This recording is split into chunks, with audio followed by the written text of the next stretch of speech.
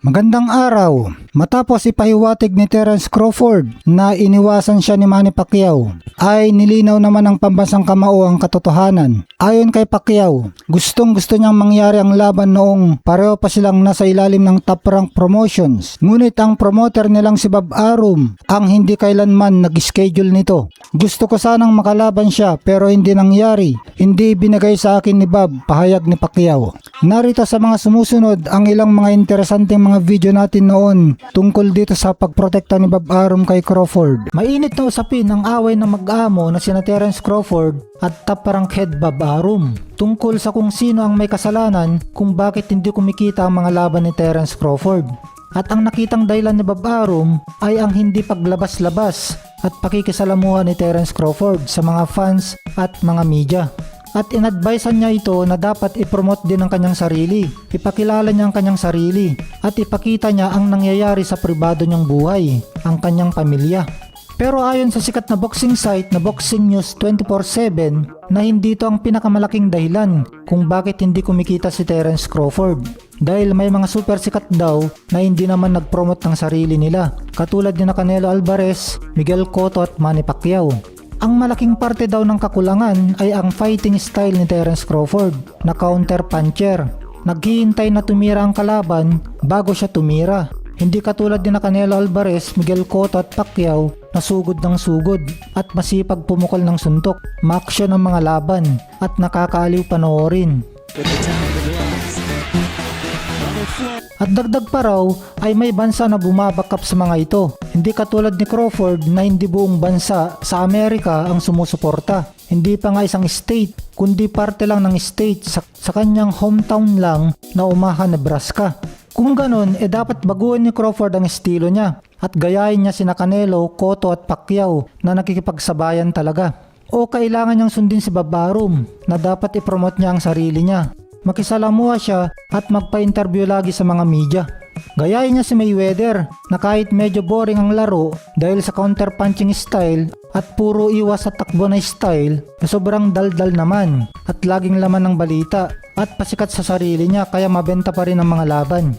Kaso mukhang walang balak si Crawford na may baguhin sa estilo niya at personalidad niya dahil kontento na siya sa kinikita niya na okay naman at hindi pa delikado ang mga nakakalaban tulad ng laban niya kay Kell Brook na kumita siya ng $4 million.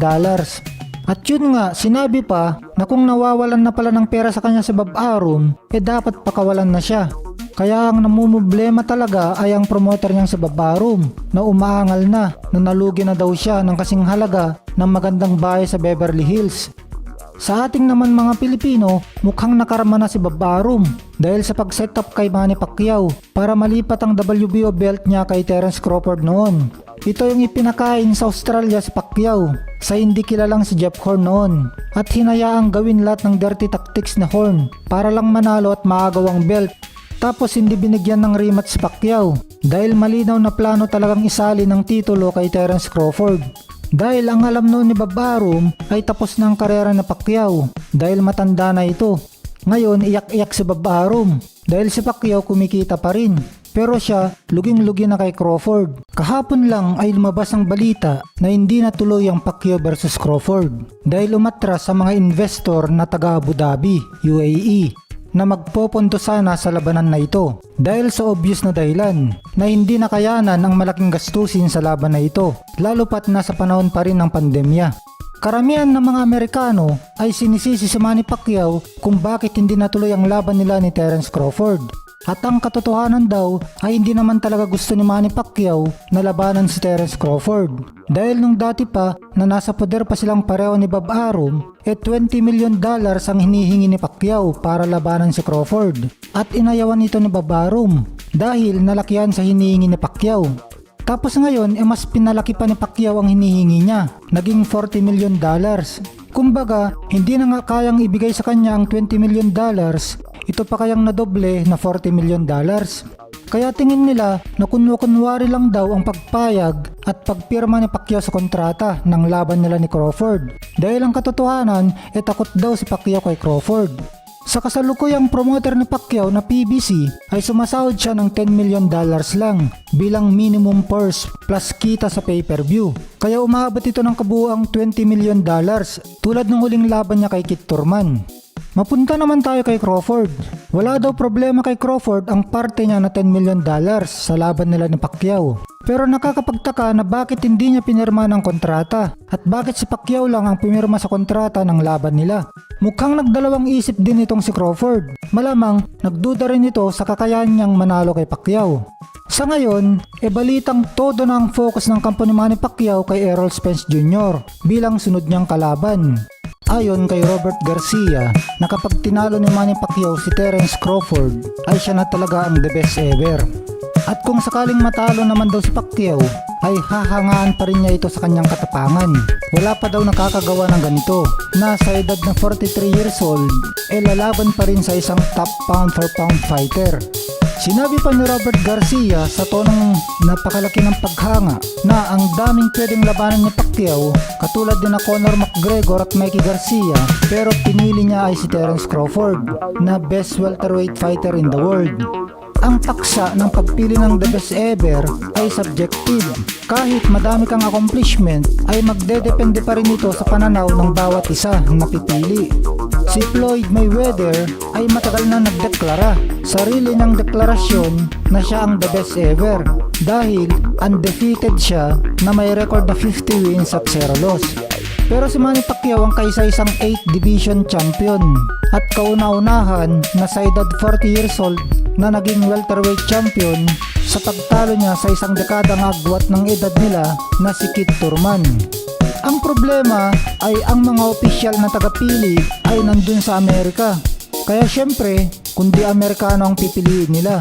Pero para kay Robert Garcia, na kapag tinalo ni Manny Pacquiao ang number 1 fighter sa ngayon na si undefeated WBO welterweight champion Terence Crawford, ay tiyak na si Pacquiao na ang the best ever.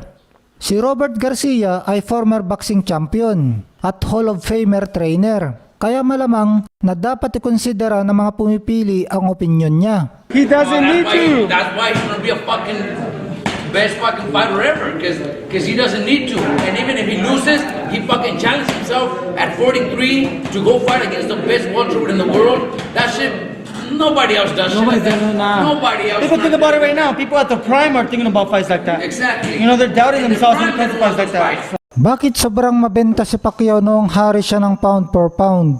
Ngayon si Crawford kulelat. Sobrang lugi nga ang naganap na huling laban ni Crawford.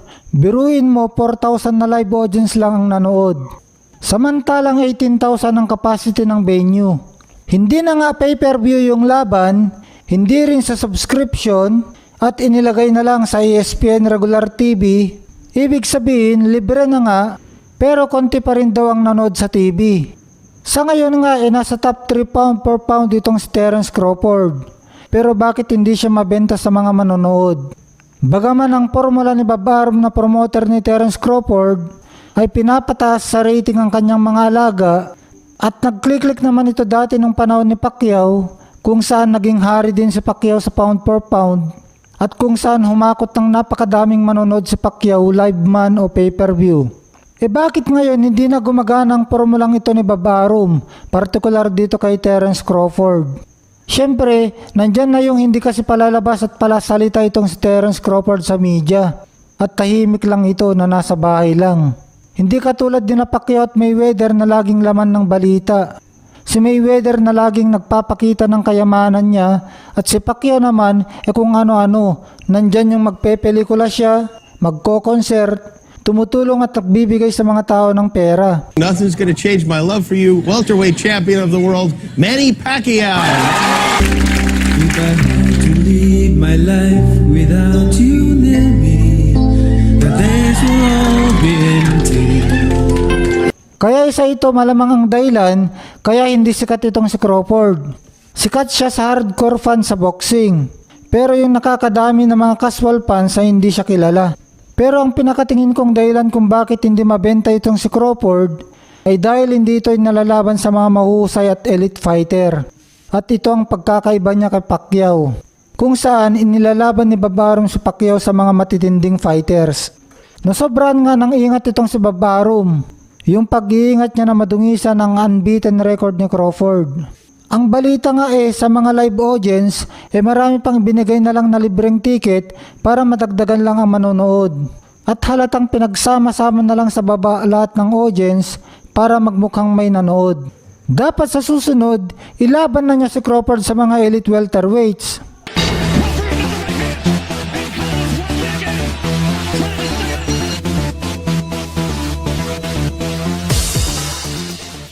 Pagkakataon na ngayon, lalo pa at paig lumaban si Porter kay Crawford. Naghihintay lang daw si Porter na tawagan ng kampo ni Crawford at magaganap na ang laban.